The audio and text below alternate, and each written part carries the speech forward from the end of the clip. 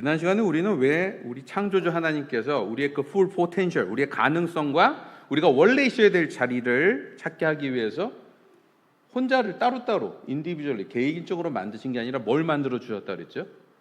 서로 도울 가족을 단위로 만들어 주셨다 그랬죠. 가족으로 만들어 주셨다.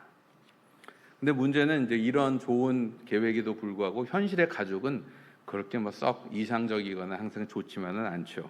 이유가 뭐였다고 얘기했습니까? 죄 때문이었다. 죄 때문이었다 우리가 얘기했죠.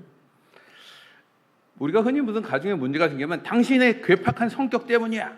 혹은 뭐 나랑 뭐 정치적인 관점이 다르군. 뭐 싸우기도 하고. 혹은 이놈의 돈 때문에 이런 문제가 생겨. 뭐 이렇게 생각하실 수도 있어요. 근데 여러분 신앙의 가정들은 기억하셔야 됩니다. 우리의 가정을 진짜 흔드는 것들은 이런 것들이 아니에요. 이 모든 흔드는 모든 자질구레한 요소의 이면에는 뭐가 있다? 죄가 있다는 것입니다. 인간의 죄. 여기서 말하는 죄란 창조주 하나님의 지혜를 우리 삶의 노음, 기준으로 인정하지 않고 나의 리미트, 한계와 주제를 잊어버리고 내가 주인이 돼서 사는 것, 그게 죄입니다. 그걸 죄라고 말해요. 그리고 우리가 깨어있지 않으면 이런 죄가 어떻게 된다고요? 우리 가정을 특별히 안으로 스물스물 들어와서 우리 가정 안에서 쓴뿌리가 bitterness, conflict, 갈등, 상처, wound 같은 것들이 돼서 그것이 점점 전이 되고 커지고 자라기도 한다고 얘기를 들었습니다. 바로 이 점 때문에 특별히 지난 시간에 저희는 집안에서 어떤 죄의 문제가 발견됐을 때 어떻게 해야 된다고 얘기 드렸죠? 놀라지 말라라고 얘기 드렸습니다. 왜? 우리가 그만큼 연약한 존재이기 때문에 언제든지 죄에 빠질 수 있고 죄 때문에 문제가 생기는 게 있을 수 있기 때문에 그런 상황이 생길 때마다 우리를 더 위기로 만드는 것은 당황하고 분노하고 화내는 것입니다.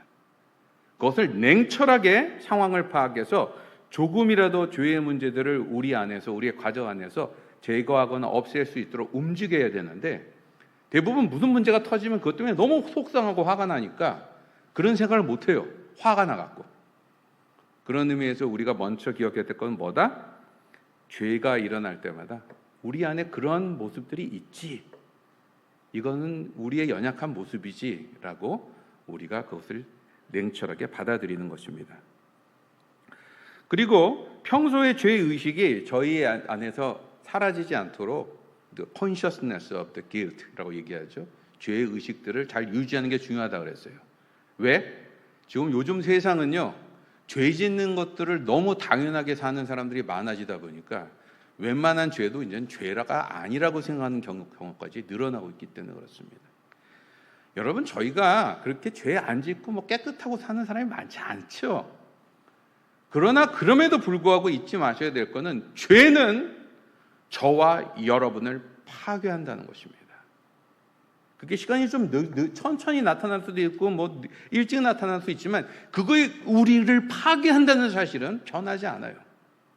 그래서 죄에 대한 각성들을 항상 거기에 대한 의식들을 갖고 살기 위해서 여러분이 매주마다 이 예배에 오셔서 하나님께 회개하고 우리의 죄가 뭔지를 듣고 얘기하시는 이 자리는 사실 그런 의식을 지키는 데 너무나도 중요한 시간입니다. 그리고 이뿐만 아니라 죄는 우리 개인뿐만 아니라 우리의 가정을 실제로 파괴해요. 무너뜨려요. 그래서 작은 죄부터 시작해서 부모와 자녀가 원수가 되기도 하고요. 그리고 가정에서 만들어진 작은 상처들이 도리어 세상을 향해서 복수하게 하는 힘이 되기도 합니다. 그래서 우리가 보통 심리학자의 책들을 보면 그런 거 나오죠. 뭐 히틀러의 가정 배경 이런 거 나옵니다. 아버지에게 있었던 억압된 어떤 환경이나 어떤 인격적이지 못한 관계들이 결국 히틀러에 하면 이상한 열등감을 만들고 그 열등감이 결국 2차 세계대전이라고 하는 끔찍한 사고를 일으키게 하는데 원인이 되었다라고 설명하는 사람들도 있을 정도예요. 우리는 이런 면들에서 특별히 우리의 가정을 무너뜨리고 우리의 자녀와 부모들을 원수로 만들고 상처를 주는 이런 죄의 조짐들이 있을 때마다 그걸 한꺼번에 다 해결하거나 없애는 능력은 우리한테 없어요. 그러나 그걸 조금이라도 밀어내고 해결하고 털어내기 위해서 냉철한 씨름들을 해야만 한다는 것입니다. 특별히 이와 관련돼서 젊은 부모님들에게 또 부모님들에게 부탁드렸던 건 여러분이 성공한 것, 잘한 것을 갖고 여러분 자녀들에게 얘기하실 때조차도 조심하셔야 된다 얘기 드렸어요. 왜? 우리의 죄가 영향을 미치는 부분은 사실 우리가 무의식적으로 눈치 못 채고 있는 많은 부분에까지 껴있을 때가 많기 때문에 내가 생각하기에는 내가 이거 내 성공담이야, 내가 생각했을 땐 이건 정답이야 라고 얘기하시는 것조차도 항상 하나님 앞에서 먼저 물어보시고 겸손하게 다시 한번 돌아볼 수 있는 그러한 태도가 필요하다. 저는 사실 이 시리즈 설교가 시작되기 전에 한국에 잠깐 들려서 제가 좀 해야 되는 사역을 하고 왔습니다. 그게 뭐였냐면 8월 달에 로뎀나무 아래 이름으로 번역서 하나가 나와요. 책 이름이 호주 복음주의의 역사입니다. 지루하죠? 제목 자체가 아주 괴롭습니다. 페이지도 지금 한 800페이지 될 것 같아서 아마 그거 찍어내고 제가 망해도 놀라지 않으시기 바랍니다. 그럴 확률이 높아요 지금. 근데 이 책 안에는 사실 제가 여기 로뎀나무아로 강좌를 통해서도 설명하는 기회들도 있고 많이 돌아다니면서 강조를 하기도 하지만 사실 호주의 역사, 호주의 특히 영적 유산 안에는 저희 한국인들이나 우리 모두가 정말 귀를 기울이고 같이 배우고 또 교훈을 삼을 만한 좋은 내용들이 많이 있습니다. 근데 아쉬운 것들도 있어요. 모든 역사가 그렇지만 아쉬운 부분도 있습니다. 그 중에 하나는 호주교회가 가장 뜨거웠을 때가 1차 세계대전 직전이었거든요. 그때가 교회가 엄청 많고 커지고 했었던 그때에. 그러고 나서는 여러분도 알다시피 2차 세계대전을 지나고 나서 특별히 60년대부터 호주에는 성혁명이라는 게 일어납니다. 뭐냐면 이제 그 전에 있었던 것과 다른 여러 가지 피임약도 더 많이 만들어지고 또 이혼법도 바뀌고 하면서 이제 옛날에 있었던 가족의 틀들이 자꾸만 깨지고 위협을 당하는 일들이 막 벌어질 때 미안하지만 호주의 많은 교회들이 이 문제의 심각성을 그렇게 잘 이해하지 못했던 것 같아요. 그래서 많은 교회들이 교회 건물도 세우고 사실 이 교회 건물조차도 그 당시에 그때쯤에서 그 처치 오브 크라이스트가 지은 교회당 건물을 영락교회가 구입한 거죠. 그러니까 되게 호주 교회들이 잘 나갈 때가 있었다는 거예요. 그런데 그들이 그때의 가정 안에서 벌어지고 있는 영적 위기와 도전들에 대해서 충분히 교인들을 훈련하거나 도전하거나 도와주는 일들을 하지 못하다 보니까 결국 그때 광풍처럼 밀어졌던 그런 어떤 변화 앞에서 세상과 똑같이 교회의 성도들도 가정 안에서 상처를 받고 깨지고 문제들을 경험하는 일들이 마구마구 벌어집니다. 여러분, 우리가 호주가 동성애 문제 때문에 굉장히 여러 가지 기도도 하고 걱정도 하지만 여러분 이게 도대체 어디서 벌어진 일인가 생각을 해보면 갑자기 무슨 정치인들이 미쳐갖고 저렇게 한 게 아니에요. 아주 오랫동안 호주의 많은 사람들이 자신이 봤던 전통적인 가정, 엄마 아빠가 있고 가정을 이루는 것들이 좋은 것만 있는 게 아니라 너무 힘들고 아프고 상처투성이고 그것 때문에 어려웠기 때문에 더 이상 그거를 하고 싶지 않은 사람들이 자꾸만 늘어나는 분위기 속에서 벌어진 일이기도 하다는 것입니다. 바로 이 점 때문에 저희가 동성애 문제, 법과 관련된 문제 있으면 국회의원들이 뭘 하는지 자세히 보시고 또 전화도 하고 하신 이런 활동들도 중요하지만 사실 그보다 조금 더 교회가 더 신경을 써야 될 게 있어요. 뭡니까? 바로 그 전에 있었던 호주 교회들의 실수를 우리는 반복하지 않는 것입니다. 어떻게 반복하지 않아요? 교회가 가정을 지켜주는 일에 조금 더 신경을 써줘야 된다는 것입니다. 이것은 구체적으로 교회 안에서 오늘 우리가 하는 설교, 이 시리즈 설교처럼 성경이 말하는 가정이 무엇인가를 제대로 가르치고 제대로 외치는 일들을 멈춰서는 안 돼요. 그래서 세상이 어떻게 되든 이것이 비전이고 이것이 답이고 이 아름다움을 우리가 기대하고 고대하면서 이것을 만들어 나가자라고 도전하고 씨름하는 성경적 가정관을 강조하는 일들이 더 강화되어야 된다는 것입니다. 이뿐만이 아니죠. 가정이 제대로 되기 위해서 움직이기 위해서 제일 어려운 것은 나중에도 얘기 드렸지만 대화가 잘 안 돼요. 세대가 달라지면 대화가 안 되고 남자 여자라도 대화가 안 되고 애들하고 어른이 대화가 안 돼요. 교회는 점점 더 다양한 사람과 대화할 수 있는 능력들을 키워주고 그리스도의 모본을 따라 우리가 그런 대화의 능력 속에 가족이 더 단단하게 이어질 수 있도록 격려하고 훈련하는 일들을 해야 한다는 것입니다. 그리고 무엇보다도 각 가정 안에 하나님께서 가정해 주신 영적 유산들이 있어요. 할머니, 할아버지를 통해서, 우리 가족을 통해서 갖고 있는 그런 영적 장점들을 잘 되살려서 그것을 가족 안에서 cherish, 축복하고 키워나가고 잘 지켜나갈 수 있도록 격려하는 일들이 교회를 중심으로 이루어져야 한다는 것입니다. 바로 이 점에서 가정사역은요, 교회가 해야 되는 여러 가지 사역 중에 하나가 아닙니다. 왜냐하면 가정이 제대로 서 있지 않으면 우리가 무슨 사역을 아무리 멋지게 해도 그것은 별로 오래 가지 않아요. 내용도 없고. 가장 대표적인 예가 뭔지 아십니까? 여러분 아보르진 성교회를 가보시면요, 아보르진들이 우리보다 더 복음화율이 높아요. 아보르진들의 거의 55%, 60%가 자기 자신을 크리스찬이라고 생각합니다. 진짜로. 우리가 전도하러 가면 어떤 사람들 웃어요. 한국 사람들이 훨씬 기독교인이 적은데 이러면서. 근데 그들이 신앙을 제대로 살아내지를 못합니다. 왠지 아십니까? 아보르진들은 가정이 너무 깨져버려서 더 이상 신앙이 제대로 삶 속에서 드러나고 실천될 수가 없어지더라고요. 가정이 흔들리면 모든 것이 흔들립니다. 바로 그 점 때문에 사단이 제일 집요하게 공격하는 것도 어디겠어요? 교회 사역을 흔들고 뭐 정권을 바꾸고 이런 거 아니에요. 진짜 사단이 우리의 약점을 알고 있거든요. 우리가 어디서 흔들리면 모든 게 흔들리는지. 가족을 흔듭니다.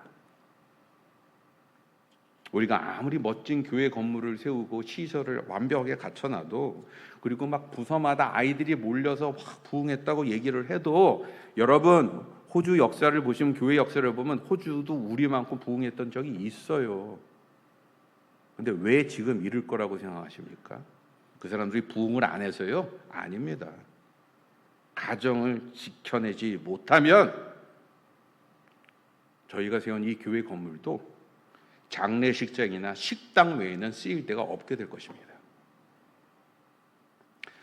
바라기는 이 설교를 통해서, 또 이 시를 통해서 우리가 붙들고 더 초점을 맞춰야 되는 가정, 특히 가정 안에서 신앙들을 지키고 또 개발하는 사역에 우리 모두가 더 많이 기도하고 헌신하는 그런 계기가 되길 주님의 이름으로 기원합니다. 오늘 본문은 너무나도 유명한 구절이에요. 결혼식장을 몇 번 가신 분들은 다 들어본 적이 있는 그런 내용입니다. 이 본문은 요약하면 이렇죠. 예수님과 교회의 관계를 부부 관계와 비교를 합니다. 그래서 비교를 하는데 양쪽을 다 이제 서로 설명을 해요. 뭐냐면 부부 관계가 어떤 것이냐 그걸 설명하기 위해서 예수님과 교회의 관계를 예를 들어서 설명을 하고요. 또 예수님과 교회의 관계를 설명하기 위해서 부부 관계를 예를 들어서 또 설명을 합니다. 이 두 가지를 상호적으로 설명하는 것이죠. 그런데 일반적으로 이 구절은 우리 남자들이 좀 좋아하는 내용입니다. 왜 그렇죠? 22절을 한번 보십시오. 남자분들은 공감이 확 가실 거예요. 뭐라고 나옵니까? 같이 한번 읽어볼까요? 아내들이여 자기 남편에게 복종하기를 주께 하듯 하라. 아멘. 이때 아멘이 나오셔야죠. 남자분들. 다시 한번, 남자분들 어떻습니까? 아멘. 예, 아멘입니다. 저희 아내도 좀 들었으면 좋겠네요. 근데 여러분, 이 얘기는 조심할 필요가 있습니다. 되게 조심할 필요가 있어요. 왜냐하면 이 내용은 사실 그 바로 앞에 나오는 21장의 내용의 부대 설명입니다. 21장에 뭐라고 나오냐면요, 피차 복종하라 이렇게 나와요. 그리스도 안에서 피차 복종하라. 다시 말해 우리가 예수 그리스도 안에서 이제 회복이 되기 시작을 하면 우리는 예수님의 모습을 따라가는 게 우리 답이라고 생각하잖아요. 그러니까 예수님께서 하나님의 백성들을 위해서 희생하고 헌신하셨듯이 우리가 서로에게 귀를 기울이고 섬기고 도와주는 일들을 하도록 되어 있습니다. 그거를 해야 되는데 특별히 또 여기에서는 아내들에게 남편들에게 꼭 그것 좀 하십시오라고 얘기하는 것입니다. 그리고 한 가지 또 제가 부탁드린 건 이 얘기를 함부로 쓰시면 어떤 일이 벌어진다? 밥을 못 얻어먹는 역사가 일어날 수 있습니다. 조심하셔야 됩니다. 근데 여러분, 이 복종에 대한, 서로 복종에 대한 이야기에 더해서 실제로 남자들에게는 extra requirement, 하나의 더 요구 조건이 더 붙습니다. 그게 바로 25절에 나오는 내용이에요. 뭐라고 나옵니까? 아내 사랑하기를 그리스도께서 교회를 사랑하신 것처럼 하라. 아내를 사랑하래요. 그럼 근데 문제는 어떤 사랑이요? 그냥 뭐 로맨틱한 사랑, 뭐 텔레비전 나오는 사랑이 아니라 그리스도가 교회에 대해 보여주신 사랑처럼 하라, 이렇게 나옵니다. 그게 무슨 사랑일까요? 저와 여러분 다 알죠. 예수님께서 어떻게 교회를 만드셨어요? 자신을 희생하셨습니다. 어떤 대상을 향해서? 예수님을 인정하지도 않고 환영하지도 않고 반기지도 않는 이들을 위해서 예수님은 자신의 목숨까지 버려서 자신을 희생하시고, 특별히 이것을 통해서 또 부활의 역사를 통해 이제는 더 이상 하나님 안에 있는 자녀들은 죄의 권세의 지배를 받지 않는다는 것을 보여주셨습니다. 바로 이 점 때문에 우리가 그런 것을 깨닫게 되는 사람들이 모인 곳, 그런 것을 더 잘하기 위해서, 계속 확인하기 위해서 모인 곳이 어디예요? 그게 교회예요. 교회. 그게 교회입니다. 다시 말해 여러분, 남편에게 기대되는 사랑은 설거지를 잘 도와주는 것만 말하는 게 아닙니다. 혹은 장모님의 생일날을 잘 챙겨준 것만 말하는 것도 아니에요. 이웃집이 차 바꿀 때 나도 같이 바꿀 수 있도록 돈 잘 벌어 오는 것만을 말하는 게 아닙니다. 도리어 그런 것들이 없어도요, 남편이 가정에서 해야 될 것은 목숨을 거는 각오로 가족들을 섬겨주는 것입니다. 그게 남자들에게 요구되고 있는 사랑의 모습이에요. 근데 여러분, 남편이 이 정도로 사랑을 하면 아내가 남편에게 복종을 하라고 얘기할 필요가 있을까요? 제가 아내라면 열심히 복종할 것 같아요. 너무 고마워서. 그렇죠? 그리고 성경에서 말하는 이 머리라고 하는 개념들은 우리가 첫째 시간 때, 첫째 주에 얘기했듯이 뭐를 모델로 하는 이야기입니까? 왕이신 하나님의 통치 방법을 모델로 얘기하는 것입니다. 다시 말해서 우리가 머리로 우리의 역할을 맡았다. 남자들은 머리라고 얘기하는 건 내 마음대로 하고 내가 뭐 하고 싶은 대로 막 주장하고 이런 거 하라고 얘기하는 것이 아니라 상대에게 귀를 기울이고 답답하고 속상하더라도 기다려주고 의견을 모으기 위해서 다시 한번 품어줄 수 있는 그런 하나님의 사랑과 은혜가 표현되는 것을 말한다는 것입니다. 바로 이 점 때문에 성경이 말하는 이 머리는 약간 뭐하고, 현대로 따지면 뭐하고 더 가깝냐면 좋은 회의의 사회자하고 비슷합니다. 여러분, 사회자가 중요한 거 아시죠? 특히 의견이 나누어질 때 그 사람이 마지막으로 50대 50이면 이제 사회자가 어떤 결정을 하냐가 결정이 만들어집니다. 사회자가 있어야지 특히 보틀넥이 있을 때 결정이 이루어져요. 그러나 좋은 사회자는 어떤 사회자입니까? 좋은 사회자는 멤버들이 하는 얘기를 잘 듣고요, 그 사람들 대다수가 받아들일 수 있는 솔루션을 찾아내고요, 그것을 갖고 서로에게 설득하고요, 그때 그것을 가지고 결단할 수 있는 사람을 말합니다. 이게 무슨 말이냐면요, 사랑하는 게 순종보다 훨씬 어렵다. 여러분, 남자들 보고 여자분들 보십시오. 안 되셨습니다. 이렇게 얘기하십시오. 남자들에게 지금 부과가 된 책임이 훨씬 큽니다. 여기 말씀하세요, 빨리. 남자들 보시면서 안 되셨습니다.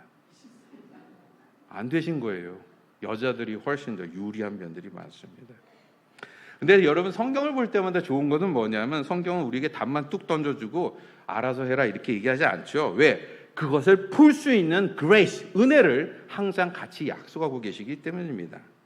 그럼 이러한 관계, 서로 섬기는 관계, 서로 사랑하는 관계를 제대로 만들 수 있도록 하나님이 어떻게 도우시는지 볼까요? 뭐라고 나옵니까? 26절, 27절을 보십시오. 뭐라고 나와요? 물로 씻어 말씀으로 깨끗하게 하사. 이렇게 얘기합니다. 물로 씻어 말씀을 깨끗하게 하사. 다시 말해 하나님의 말씀을 통해 우리의 마음을 다시 잡아주시고 우리를 깨워주시고 우리를 바로 세워주신다는 것입니다. 그래서 계속 실패하고 잘 안 되지만 다시 한번 할 수 있도록, 다시 한번 마음을 가질 수 있도록, 다시 한번 씨름할 수 있도록 만들어주는 역사가 이것을 통해서 이루어진다는 거예요. 여기를 통해서 추구하는 목표도 나옵니다. 27절에 뭐라고 나와요?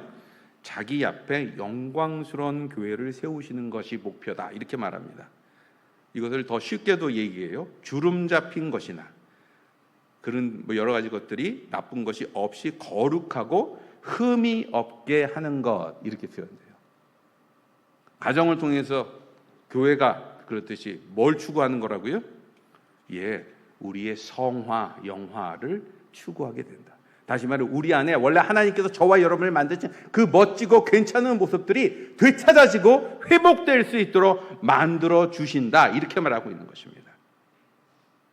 이 점에서 가정이 그리스도 안에서 서로에게 복종하고 사랑하게 되기를 원하신다면 여러분 계획표 세우시고 당신 이거 하나면 벌금이 500불이야 이런 거 하실 필요 없어요. 뭐가 더 필요합니까? 하나님의 말씀 속에 여러분이 더 자주 접근하고 만나고 깨달을 수 있는 기회를 갖게 하시면 나머지 일들은 저절로 벌어집니다.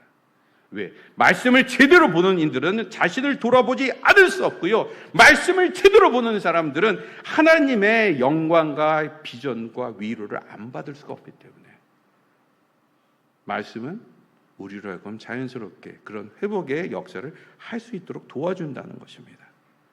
이 점에서 가정에 여러 가지 위기가 어려움이 있을 때 우리가 좋은 상담자를 구하고 유튜브에 나오는 훌륭한 프로그램을 보면서 도움을 받을 수도 있지만 여러분, 저와 여러분은 어쩌면 세상에서 가장 오래된, 그럼에도 불구하고 가장 사람들이 제대로 사용한 적이 없는 가장 멋진 무기를 가진 사람들이에요.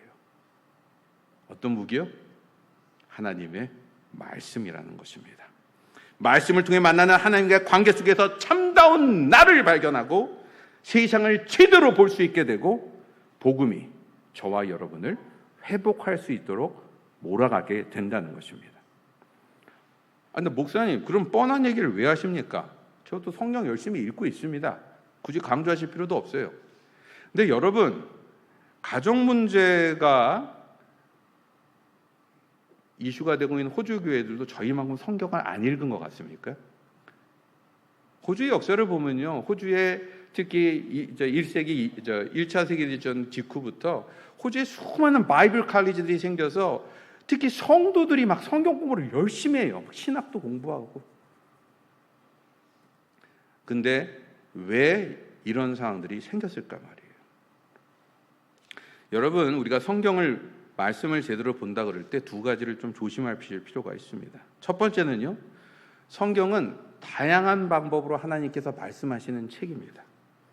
무슨 말이고 하냐면 성경 안에 보면요, 이야기도 있지만 거기엔 설교도 있어요. 설교하고 이야기가 뭐 다른지 아십니까? 이야기는 어떤 스토리를 가지고 여러분이 알아서 적용점을 찾도록 인비테이션을 하는 자리라면, 설교는 어떤 특정 사람들, 특정 문제를 가진 사람들에게 막 도전하고 다른 이야기들은 싹 빼버리고 거기에 집중해서 얘기를 합니다. 성경에 시도 있어요. 시는 논문이 아닙니다. 시를 보면서 거기서 정확히 무슨 내용이 있고 이런 걸 따지는 것보다 시는 뭘 느끼는 게 중요해요? 느낌이요, 이미지요. 그게 훨씬 중요합니다. 그리고 실제로 또 성경 안에는 편지도 있고요. 그리고 또 다양한 법도 있습니다. 이게 무슨 말인가 하니, 여러분 성경을 읽으실 때 무조건 펼쳐놓고 열심히 읽는 거, 그건 아닌 것보다는 낫겠지만, 여러분이 성경의 메시지를 제대로 이해하시려고 그러면 하나님께서 왜 사람들을, 다양한 이런 방법들의 사람들의 도구들을 사용하셔서 말씀하셨는지를 고민하셔야 돼요. 분별하셔야 됩니다. 바로 이 점 때문에 성경은요, 그냥 보셔서는 안 됩니다. 성경은 연구하셔야 됩니다. 성경은 공부하셔야 됩니다. 성경은 뒤져보셔야 됩니다. 성경을 그냥 편하게 접할 수 있다고 생각하지 마십시오. 두 번째로 성경을 읽을 때 우리가 조심해야 될 것은 성경을 쪼가리로 읽는 것을 조심하셔야 됩니다. 내가 좋아하는 내용만 골라서 읽고 혹은 한 단어, 한 구절 갖고 이게 하나님의 뜻이 전부야라는 식으로 생각하면서 성경을 보는 것은 너무너무 위험해요. 왜? 성경은 여러 가지 좋은 이야기를 갖고 있지만 이 성경은 사실 하나의 메시지를 전달하는 책입니다. 어떤 메시지요? 예수 그리스도를 증거하는 것입니다. 바로 이것 때문에 성경을 통해서 내 삶의 어떤 교훈, 경제, 사회, 문화에 대한 여러 가지 교훈들을 찾아내는 것도 나쁘진 않지만 여러분 성경 보면 딱 보고 물 옆에 가지 마시오. 그럼 난 오늘 물 옆에 가지 않아야 되겠다. 이런 식으로 읽으라고 주어진 책이 아니라는 거예요. 성경은 성경 전체를 통해서 하나님께서 말씀하시는 그 뜻들을 우리가 더 깊고 더 넓게 점점 이해할 때만이 그 내용을 제대로 내 것으로 삼을 수 있다. 만약에 이게 되지 않으면 여러분 성경 구절 외에서 성경 구절 설명하는 거 누가 제일 잘하는 줄 아십니까? 신천지 사람들 진짜 잘합니다. 신천지하고 얘기해 보셨어요? 얘기하면 놀라워요. 저도 못 이길 만큼 그렇게 얘기를 아주 묘하게 엮어갑니다. 성경의 지식은요 바로 이해하는 것이 중요하기 때문에 이것을 무조건 많이 읽고 무조건 대하는 것이 아니라 그것이 진짜 말하고 있는 복음을 만나는 것, 그리스도를 이해하는 것. 그래서 성경의 어떤 부분을 보든 이것이 그리스도에 대해서 무엇을 준비하는 이야기고 이것이 그리스도에 대해서 무엇을 설명하는 책이고 이것은 그리스도를 통해서 우리가 무엇을 기대하게 하는지를 읽어낼 수 있는 능력들을 갖고 보는 것이 중요하다는 것입니다. 목사님, 말씀은 참 좋은데 너무 힘듭니다. 신학교 가라는 뜻입니까? 아니요, 신학교 필요 없어요. 요즘 공부 혼자서 하시려면 얼마든지 하십니다. 그렇지만 목사님 너무 힘들어요. 그러니까 목사님 설교로 좀 대신해 주세요. 제가 이 시간에 이렇게 목사님의 긴 설교를 참고 듣는 것도 대신하라고 세운 거 아닙니까? 라고 말씀하실지도 몰라요. 근데 여러분, 왜 하나님께서 자신의 뜻을 표현하실 때 성경이라고 하는 공개된 진리, 누구나 펴보면 접근할 수 있는 방법으로 얘기하신 이유가 뭐라고 생각하십니까? 성경을 통해서 하나님이 자신을 드러내신 이유는 저와 여러분에게 직접 하시고 싶은 말씀이 있으시기 때문에 그렇습니다. 그리고 그 어떤 위대하고 뛰어난 지도자로 할지라도 대신할 수 없는 하나님과의 대화를 원하시기 때문에 그렇다는 거예요. 바로 그 점에서 제 설교를 통해서 여러분 은혜를 받으시거나 도움을 받으시면 감사합니다. 특히 저는 어떤 분을 제일 좋아하냐면 예배 마치고 제 설교에 대해서 물어보거나 시비를 하시러 오시는 분이 계시면 너무 기뻐요. 안 졸고 들으신 분이 계시구나. 너무 좋습니다. 그런 분들은 언제든지 오시면 제가 커피를 사드리겠습니다. 근데 제가 설교를 하는 것은요, 여러분이 성경을 보고 발견해야 될 걸 대신하는 일이 아닙니다. 저는 여러분도 할 수 있는 일들을 어떻게 하면 잘하는지 모델을 보여드리는 사람 정도예요. 그리고 우리 모두가 펼쳐보면 발견할 수 있는 그 내용을 정리해서 설명하는 사람입니다. 특히 여러분 중에서 목사님의 설교를 들을 때 목사님의 설교가 새로워, 아주 멋있어, 그런 거 갖고 반응을 많이 하시는 분들에게는 제가 부탁드립니다. 좋은 설교는 그런 거 갖고 판단되는 게 아니에요.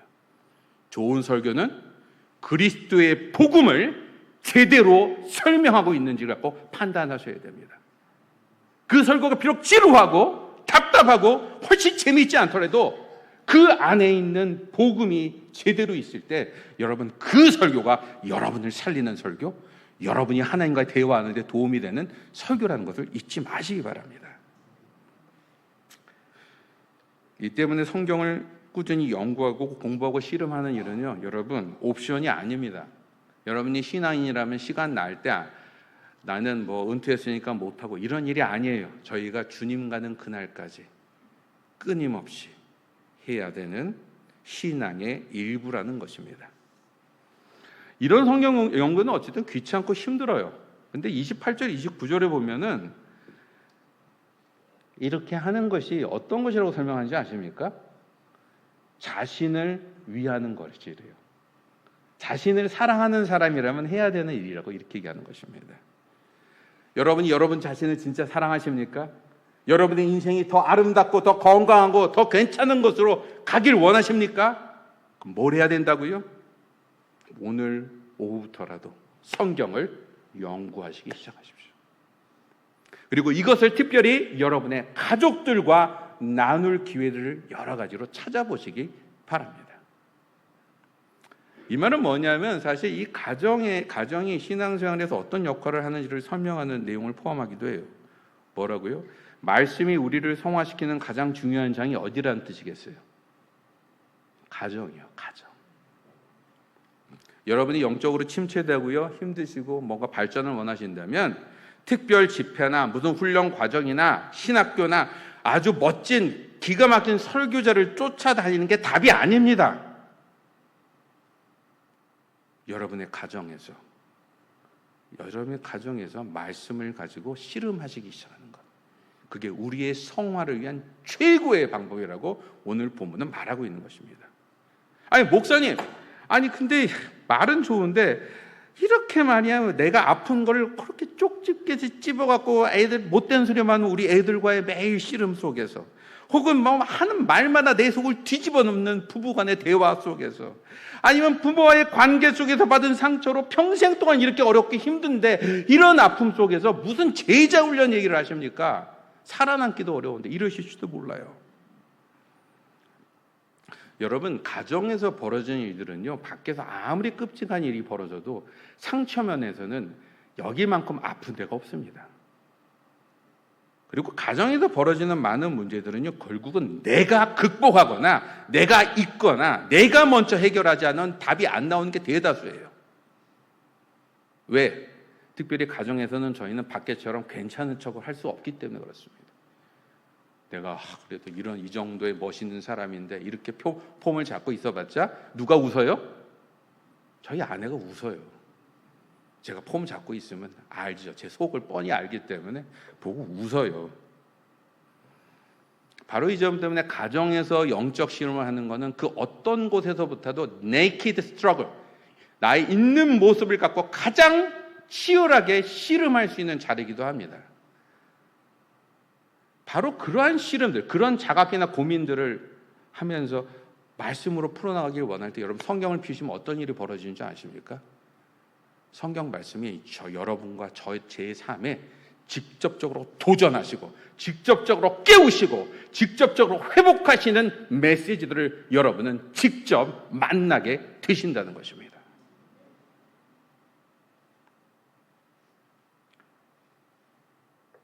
그리고 이것이 바로 이 과정이 이어질 때 우리는 거룩하게 되는 것입니다. 성화가 일어나는 거예요. 그리고 이 프로세스는 그렇게 한 번만에 또 되는 게 아닙니다. 내가 오늘만 잘 참으면 오늘 성경 구절대로 잘하면 다음 날부터는 우리 애들이 다 천사로 변하고 남편은 갑자기 거룩해지고 이런 일이 벌어지지 않죠. 근데 32절에서는 이 가정에서 벌어지는 일들을 가정의 관계를 뭐라고 표현하는지 아십니까? 비밀이라고 표현합니다. 비밀 무슨 뜻이냐면 인간의 계획이나 계산으로는 컨트롤이 안 되는 것 이 말을 하는 거예요. 바로 이 점 때문에 저와 여러분이 말씀을 보고 깨닫고 내가 내가 참아야지 하고 내가 좀 잘해봐야지 하고 그렇게 애를 써본데도 불구하고 그것이 아무 답도 없고 아무 응답도 없고 아무 해결도 안 된다고 답답하실 때 여러분 걱정하지 마십시오. 성령께서 뒤에서 역사하고 계십니다. 어떻게 해요? 비밀리에 역사를 하세요. 뒤에서 역사를 하세요. 그래서 하나 또 말도 생전 듣고 있지 않은 것 같은 아내가 어느 날 철든 소리를 하기도 하고요. 원수같이 느껴지던 부부관계 속에서도 세상에서는 경험할 수 없는 위로를 체험하기도 하고요. 말이 전혀 안 통할 것 같은 부모님하고의 관계 속에서도 어느 날 그분의 마음과 씨름들이 이해가 될 때가 생깁니다. 그 신비함들이 나타나요. 그 신비함 속에서 우리의 회복들이 조금씩 이루어진다는 것입니다. 여러분 이 신비를 누리기 원하십니까? 누리기 원하십니까? 예, 저도 누리기 원합니다. 이것은 뭘 통해서 이루어진다? 가정이 말씀을 제대로 붙드는 것 있을 때 벌어진다 하는 것입니다. 저는 마치기 전에 이것을 누리기 위한 두 가지 실제적인 힌트를 좀 드리고자 합니다. 첫 번째는 가정에서 제대로 복음을 기억하고 붙들 기회를 가지십시오. 여기서 키는 제대로입니다. 우리는 보통 가정 안에서 성경에 대해서 말씀 얘기를 하면은 뭐 성경을 많이 읽어라, 뭐 구절을 많이 외워라, 뭐 예배 드리는 자세 어떤지 보고 이런 거에 더 신경을 쓰지만 진짜 중요한 건 뭐라고요? 복음을 제대로 이야기할 기회를 갖는 것입니다.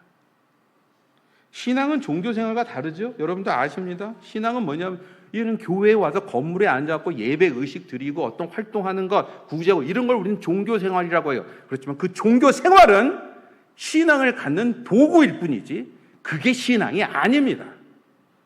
그 도구를 통해서 우리의 마음이 제자리에 가고 있을 때 그것이 신앙이지 그 활동을 하고 있다고 해서 신앙이 아니잖아요. 그리고 그 신앙이 생기는 방법은 유일하게 하나밖에 없습니다. 그리스도를 제대로 증거하셔야 됩니다. 그리스도를 제대로 이야기하셔야 합니다. 근데 그걸 하기 위해서 뭘 하면 되겠어요? 아이들한테 어떻게 복음을 가르칠까를 고민하시기보다 내가 지금 복음을 제대로 알고 있는가? 내가 복음을 제대로 설명할 준비가 되어 있는가? 내가 복음을 제대로 나의 것으로 삼고 있는지를 물어보시는 일들이 훨씬 중요한 것입니다. 우리가 준비가 되어 있으면요, 애들이 안 되는 것 같지만 때가 옵니다. 때가 와요. 우리는 어떤 사람들이에요? 싹 숙이고 앉아서 때를 기다리는 사람들입니다. 그 때를. 두 번째로 가정 안에서 관계를 성화의 훈련 기회로 사용하십시오. 성화, 그리스도인답게 더 되어가는 기회. 근데 그리스도인이 되어간다는 게 뭐겠습니까? 여러분, 그리스도인이 되어간다는 건 우리가 그리스도의 모습을 더 쫓아가는 삶을 사는 것입니다. 근데 그리스도께 뭘 하셨죠? 특히 우리랑 이야기를 하시기 위해서 뭘 하셨는지 기억하십니까? 이 땅을 다스리시고 가장 어떻게 보면 존경받고 특별한 자리에 있어야 되실 그분이 일부러 우리 옆에 내려오십니다. 저와 여러분과 얘기하기 위해서 일부러 거추장스럽게 힘들지만 내려오십니다. 더더군다나 그걸 받는 사람들의 태도 아까 얘기 드렸죠? 잘 받고 환영하고 알아먹고 이게 아니었어요. 그런데 일부러 참으십니다. 일부러 들으십니다. 바로 이 점 때문에 그리스도인들의 성화의 가장 중요한 키 중에 하나는 우리가 상대를 그리스도의 자세로 대하고 있는지를 보면 알 수 있습니다. 교회를 아무리 오래 다니든 아무리 직분이 높든 아무리 신학 공부를 많이 해서 박박사든 그의 마음속에서 상대에 대해서 이렇게 존중하고 관계하고 대화하는 능력이 없다면 적어도 그 사람은 영적으로 성숙하진 않아요. 근데 그 성숙이 어떻게 드러난다고요? Active listening. 적극적으로 상대에게 귀를 기울이고 듣는 능력을 통해서 보통은 발견된다는 것입니다. 바로 이 점에서 여러분 세대 간에 부모님과 대화, 자식과 대화 잘 안 되죠. 영어권, 한국권 대화 잘 안 되죠. 부부 간에 남자라 여자라 또 대화 안 되죠. 배경도 다르고 다른 거 너무 많아도 대화 안 됩니다. 가정도 잘 안 돼요. 알면 알수록 더 안 됩니다. 처음에는 눈꺼풀이 뭘 씌워서 다 될 줄 알고 결혼을 했는데 살아보니까 안 돼요.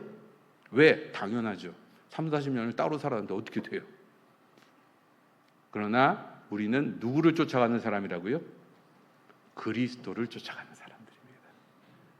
그래서 가정 안에서 쉽지 않지만 잘 안 되지만 그래도 맨날 실수하고 하지만 또 다시 한번 우리가 그리스도가 자신을 낮추어 상대에게 귀를 기울이고 도우려고 하셨던 것처럼 우리가 우리의 가족 구성원들 서로에게 그 사람의 입장으로 가서 그들의 연약함을 품으며 한 번 더 참으며 그 답답하고 상처난 것들을 끌어안으며 대화해보는 것입니다. 그것을 의도적으로 하십시오. 왜? 그것이 바로 저와 여러분의 가정 안에서 훈련받도록 만들어진 가장 중요한 프로그램이다 하는 것입니다. 결론입니다. 여러분 오늘 말씀은 그리스도 안에 있으면요, 우리가 그리스도 안에 가족을 이루면 어떻게 된다고요? 서로를 섬기고 복종하고 사랑하게 되는 역사가 일어날 거라고 얘기합니다. 그건 어떻게 될 수 있다고요? 우리가 막 애쓰고 목표를 세워서 되는 일이 아니라 하나님의 말씀 안에 우리가 자꾸만 거하면 그 안에서 저희를 자연스럽게 바꾸시는 성령의 역사들이 일어나고 그걸 통해서 서로 간에 조율이 맞춰지는 신비가 벌어진다는 것입니다.